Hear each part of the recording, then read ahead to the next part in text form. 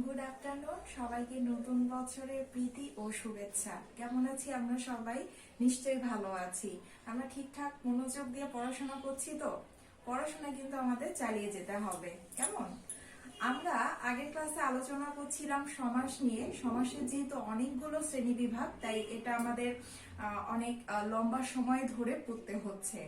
তো আমরা শিখেছিলাম দ্বন্দ্ব সমাস, দ্বিগু সমাস, তৎপুরুষ সমাস এবং কর্মধারয় সমাস। এই সমাসগুলোর যে সমস্ত পদ থাকে সেটাকে কিভাবে ব্যাস বাক্যে পরিণত করতে হয় সেটা আমরা শিখেছিলাম। তো আজকে আমরা একটা নতুন সমাস নিয়ে আলোচনা করব, সেটা হচ্ছে অব্যয়ীভাব সমাস।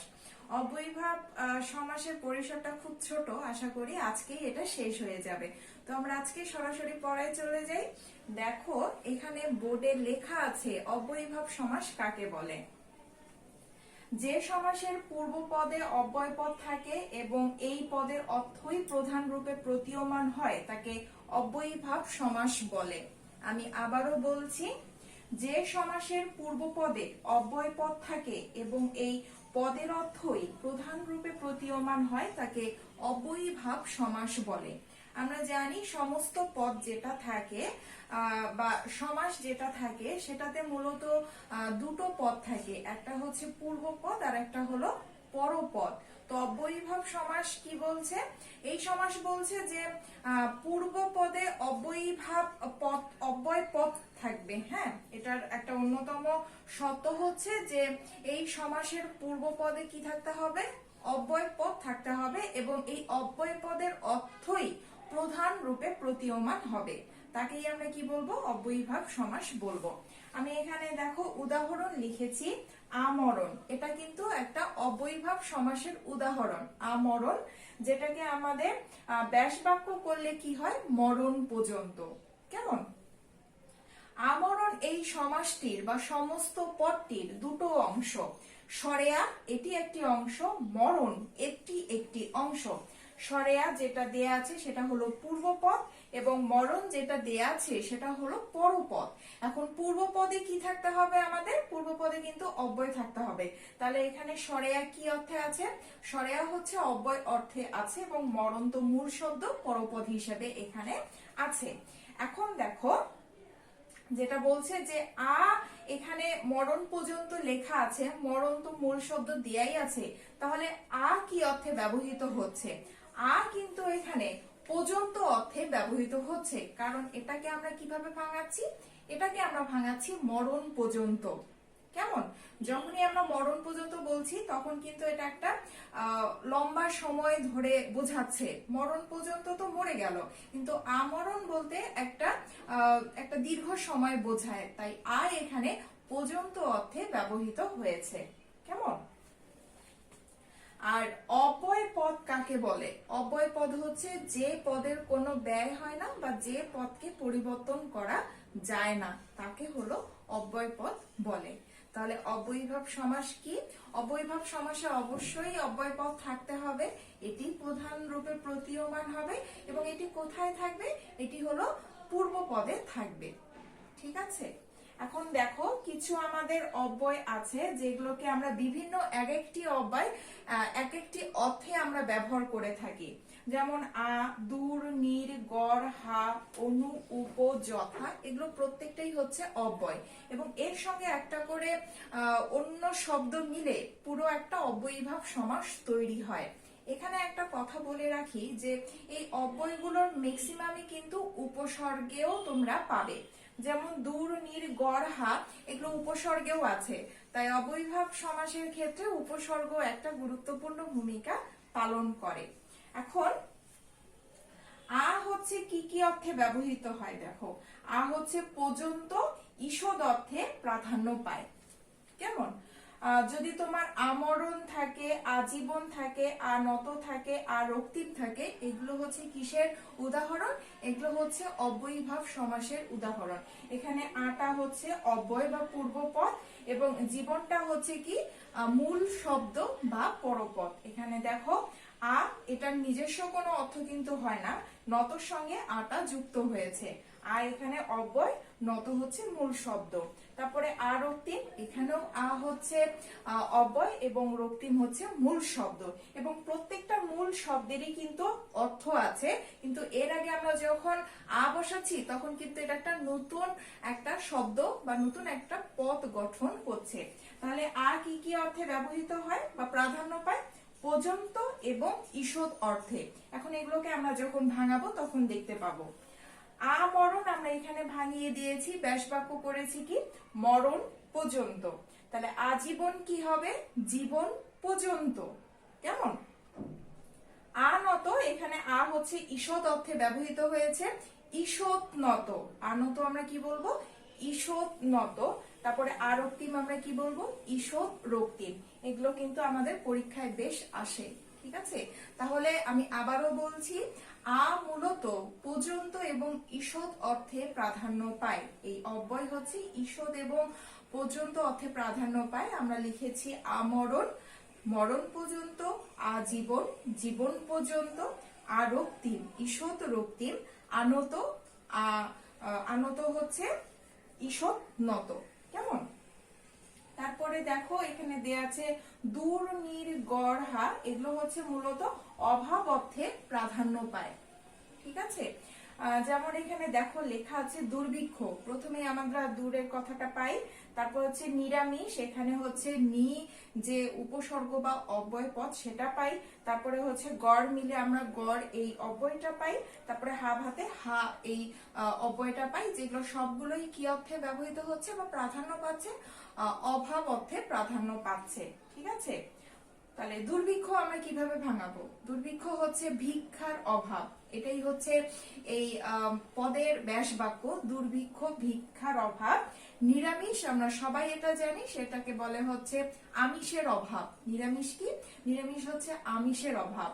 দেয়া আছে গড়মিল, গড়মিল কি হবে? মিলের অভাব। হ্যাঁ, গড়মিল হচ্ছে মিলের অভাব। এরপরে দেয়া আছে কি হাভাত, হাভাত হলো ভাতের অভাব। তাহলে আমরা কয়টা পেলাম? চারটা। দূর, নির, গড়, হা, যেগুলো প্রত্যেকটাই হচ্ছে অভাব অর্থে প্রাধান্য পায়। এর মধ্যে আছে দুর্ভিক্ষ, ভিক্ষার অভাব, আছে হাভাত, ভাতের অভাব, আছে নিরামিষ, আমিষের অভাব, তারপরে আছে গড়মিল, মিলের অভাব। ঠিক আছে, তাহলে আ থাকলে কি হয়? আ থাকলে পর্যন্ত বা ঈষৎ অর্থে প্রাধান্য পায়। তারপরে দূর, নির, গড়, হা, এগুলো থাকলে হচ্ছে অভাব অর্থে প্রাধান্য পায়। তারপরে দেখো দেয়া আছে অনু, অনু হচ্ছে পশ্চাৎ, বিপসা এবং যোগ্য অর্থে প্রাধান্য পায়। অনু তিনটি অর্থে প্রাধান্য পায়। কি কি? পশ্চাৎ, বিপসা, যোগ্য অর্থে প্রাধান্য পায়। দেখো এই গমনের পূর্বে অনু আছে, তাপের পূর্বে অনু আছে, দিনের এই কথাটাতে এখানে বিপসা অর্থে, এটা পরে বলছি। তারপরে হচ্ছে অনুরূপ দেয়া আছে, অনুরূপ কি হবে? অনুরূপ হচ্ছে এই আমাদের যোগ্য অর্থে এখানে ব্যবহৃত হচ্ছে। এছাড়াও এখানে আরো দুটো সমাস এখানে দেয়া হচ্ছে, নিয়ে পরে কথা বলছি। তাহলে অনু কি কি? অনু হচ্ছে পশ্চাৎ মানে পিছন, বিপসা মানে বারবার বা কোন শব্দের বারবার উচ্চারণ, পুনঃ পুনঃ অর্থে, যোগ্য তো আমরা সবাই জানি। তাহলে অনুগমন কি হবে? অনুগমন হচ্ছে গমনের পশ্চাৎ, কেউ একজন যাচ্ছে তার পিছন পিছন কেউ যাচ্ছে, এটা হচ্ছে অনুগমন। তাহলে অনুগমন কি হবে? গমনের পশ্চাৎ। ঠিক আছে, তারপরে অনুতাপ কি হবে? তাপের পশ্চাৎ। ঠিক আছে, এখন বিপসা অর্থে কি হয়? আমরা বলি অনুক্ষণ। হ্যাঁ, যেহেতু বলছি একই শব্দের বারবার উচ্চারণ বা পুনঃ পুনঃ উচ্চারণ, তাই বিপসা হচ্ছে পুনঃ পুনঃ উচ্চারণ কোন শব্দের। অনুক্ষণের একটা উদাহরণ, ক্ষণে ক্ষণে, এটাকে বিপসা অর্থে অব্যয়ীভাব সমাস। আমরা এছাড়াও কিন্তু বলি প্রতিদিন, এটা অব্যয়ীভাব সমাস, এবং এক্ষেত্রে হয় কি দিন দিন, এটাকে প্রতিদিনের ব্যাস বাক্য হচ্ছে কি দিন দিন। তারপরে আমরা বলি ফি বছর, একটা শব্দ আছে ফি বছর, এটার ব্যাস বাক্য হচ্ছে বছর বছর। কেমন?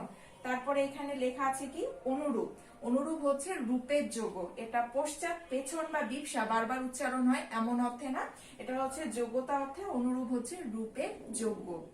ঠিক আছে, আমি আবারও বলছি, আমরা শিখলাম কি অর্থে? পর্যন্ত বা ঈষৎ অর্থে।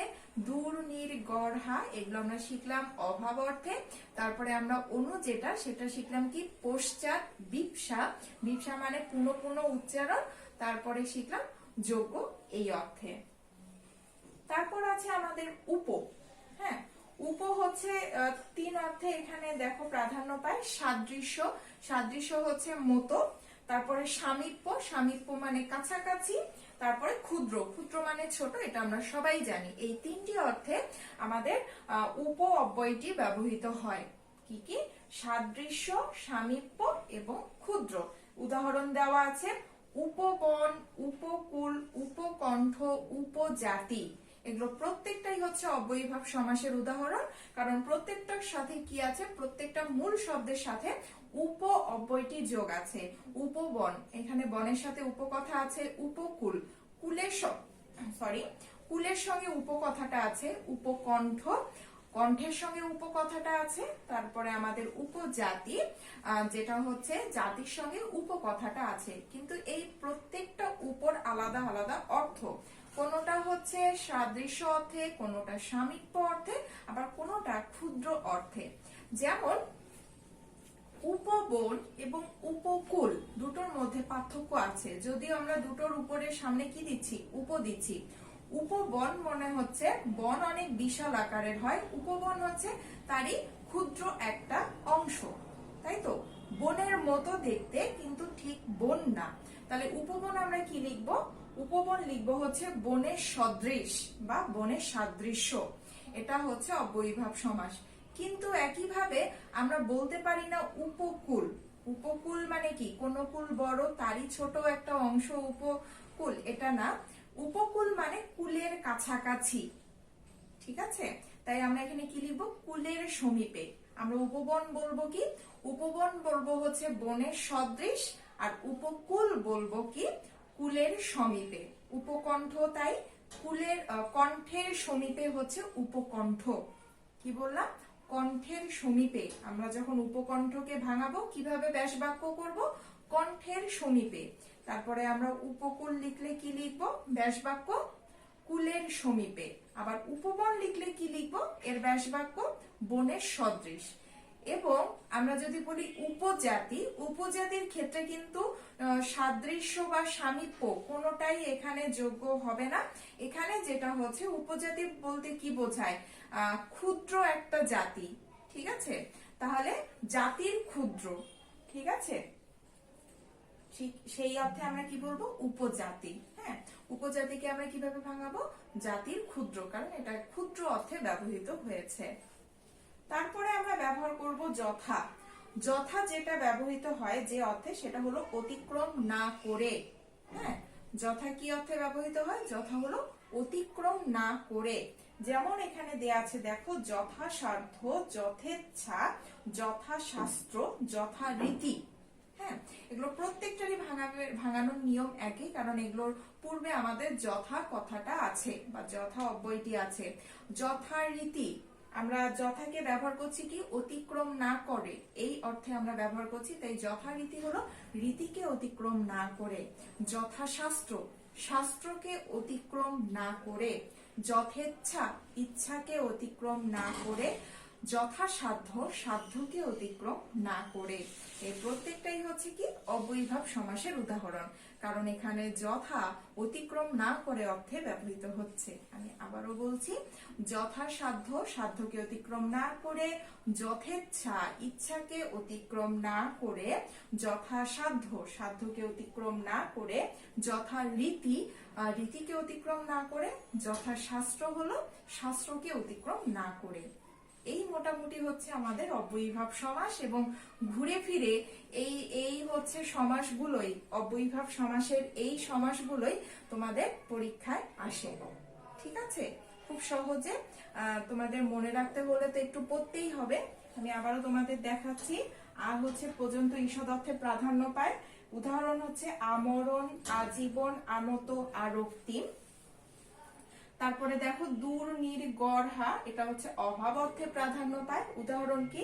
দুর্ভিক্ষ, নিরামিষ, গড়মিল, হা ভাত। হ্যাঁ, তুমি যখনই দেখবে যে পরপদের পূর্বে এই অব্যয় হা, দূর, নি, তারপরে হচ্ছে গড় এগুলো থাকে, তখনই তোমাকে বুঝতে হবে এটা অভাবত্বে বলছে। তারপরে অনু কি? পশ্চাৎ, বিপসা, যোগ্য অর্থে প্রাধান্য পায়। অনুগমন, অনুতাপ, অনুক্ষণ, তারপরে অনুরূপ এগুলো। এছাড়াও বিপসা অর্থে আরো আছে প্রতিদিন বা হররোজ বা তারপরে ফি বছর, এগুলো হচ্ছে বিপসা অর্থে ব্যবহৃত হয়। এরপরে আছে দেখো উপ। উপ হলো সাদৃশ্য, সামীপ্য এবং ক্ষুদ্র অর্থে ব্যবহৃত হয় বা প্রাধান্য পায়। উদাহরণ হচ্ছে উপবন, উপগ্রহ, উপকূল, উপকণ্ঠ, উপজাতি, এগুলো প্রত্যেকটাই কিসের উদাহরণ? প্রত্যেকটাই হলো অবয়ভাব সমাসের উদাহরণ। তারপরে দেখো যথা আছে, এটা হলো অতিক্রম না করে এই অর্থে প্রাধান্য পায়। উদাহরণ হচ্ছে কি কি? যথাসাধ্য, যথেচ্ছা, যথাশাস্ত্র, যথারীতি। হ্যাঁ, এছাড়াও বইয়ে তুমি অনেক উদাহরণ পাবে। আজকে অবশ্যই অবয়ভাব সমাসের ওই শ্রেণী বিভাগে যাবে এবং সেখানে যা যা পড়ানো হলো সেগুলো তুমি ভালো করে মনে করবে। মনে করে তোমার বইয়ের সঙ্গে তুমি যেভাবে মনে রাখতে পারো সেভাবে মনে রাখার চেষ্টা করবে। এবং অবশ্যই এগুলো কিন্তু একটু মুখস্থও করতে হয়। অবয়ভাব সমাসের তো এক একটা ভাঙানো নিয়ম এক এক রকম, তাই এগুলো মুখস্থ করতে হয়। তো খুব অল্প কিছু সমাস আছে, তো সেগুলো তোমরা অবশ্যই খাতায় লিখে ফেলবে। অবয়ভাব সমাস উপরে বড় করে লিখে তারপরে একে একে যে উদাহরণগুলো আছে সেগুলো লিখে ফেলবে এবং সেগুলো ভাঙানোর চেষ্টা করবে। কেমন? তো আজকে আমরা অবয়ভাব সমাস শেষ করে দিলাম। তো আমরা একে একে 5টা সমাস শেষ করে দিয়েছি, আর আমাদের একটি সমাস বাকি থাকবে, সেটা হলো বহুব্রীহি সমাস। তো আমরা পরবর্তী ক্লাসে বহুব্রীহি সমাস নিয়ে আলোচনা করব। সেই অবধি তোমরা সবাই ভালো থাকবে, সুস্থ থাকবে। ধন্যবাদ।